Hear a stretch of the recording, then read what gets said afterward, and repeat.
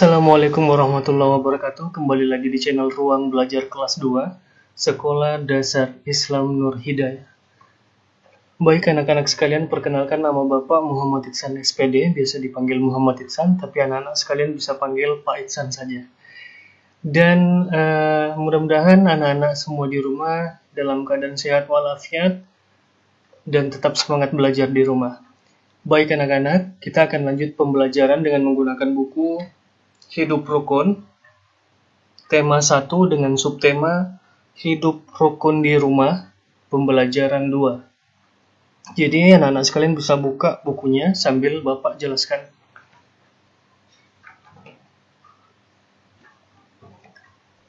Oke, kita masuk di pembelajaran 2.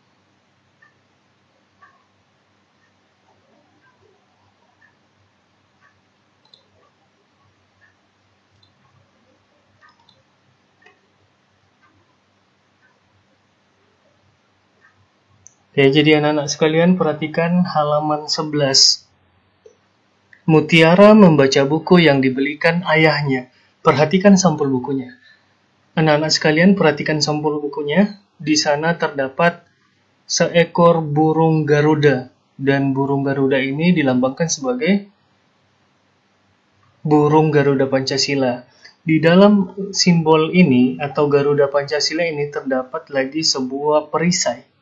Ya, jadi Garuda Pancasila adalah lambang negara Indonesia. Burung Garuda besar gagah perkasa. Lihatlah perisainya. Perisai itu memuat simbol dari sila-sila pada Pancasila. Pancasila adalah dasar negara kita. Lanjut di halaman berikutnya. Bacalah teks Pancasila berikut. Jadi anak-anak sekalian, biasanya kalau kita upacara tiap hari Senin, pembina akan selalu membacakan teks Pancasila dan kita mengikutinya. Jadi Pancasila 1. Ketuhanan yang Maha Esa. 2. Kemanusiaan yang adil dan beradab. 3. Persatuan Indonesia. 4. Kerakyatan yang dipimpin oleh hikmat kebijaksanaan dalam permusyawaratan perwakilan. 5. Keadilan sosial bagi seluruh rakyat Indonesia.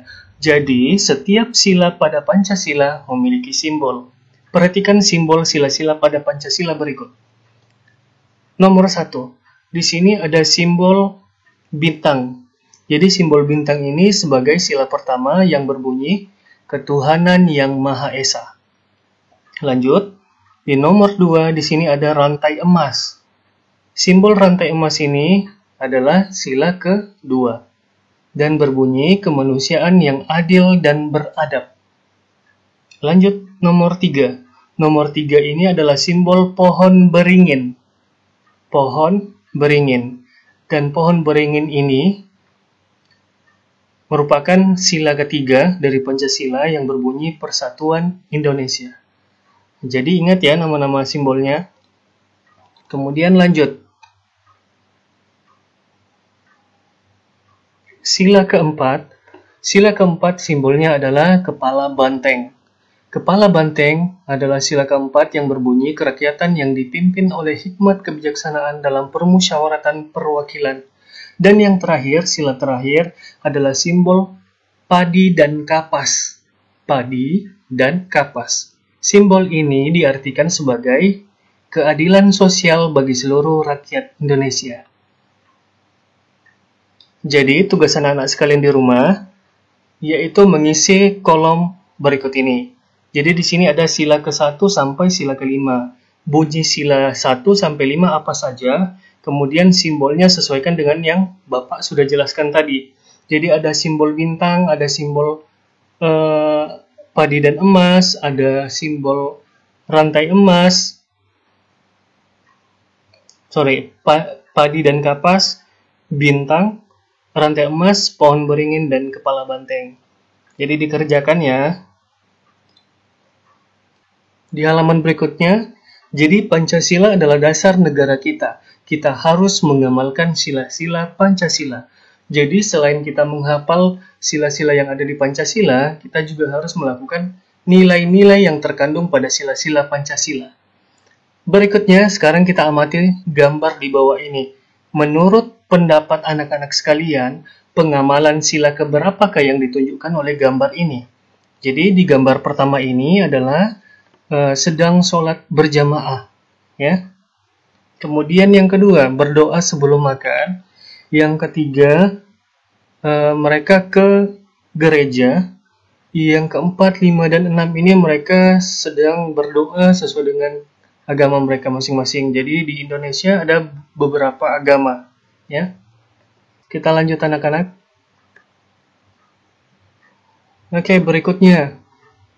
Jadi sebelumnya kita sudah mempelajari ungkapan. Sekarang tunjukkan mana yang termasuk ungkapan pada percakapan berikut. Udin, buku kakak banyak sekali. Dan Mutiara menjawab, kakak memang senang membaca buku.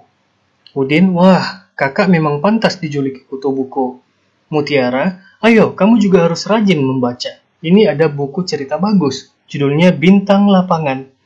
Dan Udin pun bertanya, ceritanya tentang apa kak? Mutiara, cerita tentang pemain sepak bola yang rendah hati. Meskipun sudah terkenal. Udin, berarti dia tidak besar kepala ya kak? Terima kasih ya kak, saya boleh meminjam buku kakak? Mutiara, sama-sama dik. Lanjut ke halaman berikutnya. Nah, di sini ada pertanyaan dan anak-anak di rumah silakan tulis di buku tugasnya. Yang pertama, apa arti ungkapan tersebut?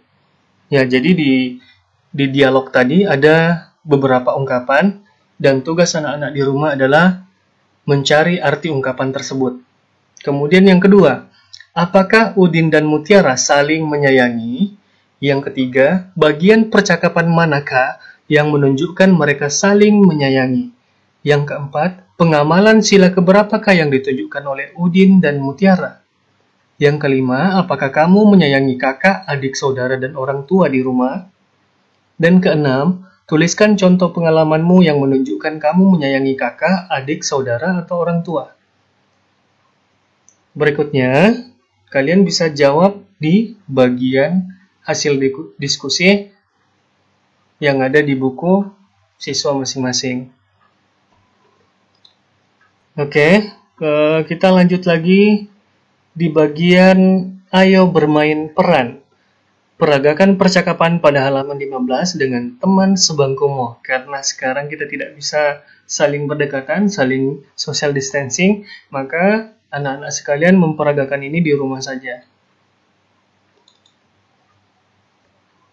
Nah, di sini dapat diperhatikan pada gambar berikut, peragakan gerakan berikut di bawah bimbingan gurumu. Dan orang tua yang bersama siswa sekarang itu bisa membimbing atau mendampingi anak-anaknya untuk memperagakan sesuai dengan gambar yang ada di buku. Di sini ada berjalan ke depan, sikap berjalan yang benar, berjalan ke belakang, berjalan ke samping, dan berjalan berkelompok dengan rapi. Kemudian coba tirukan gerakan berbagai jenis hewan berjalan. Lakukan permainan menirukan hewan berjalan. Ya, jadi cukup sekian pembelajaran 2 dari buku tema 1, Hidup Rukun.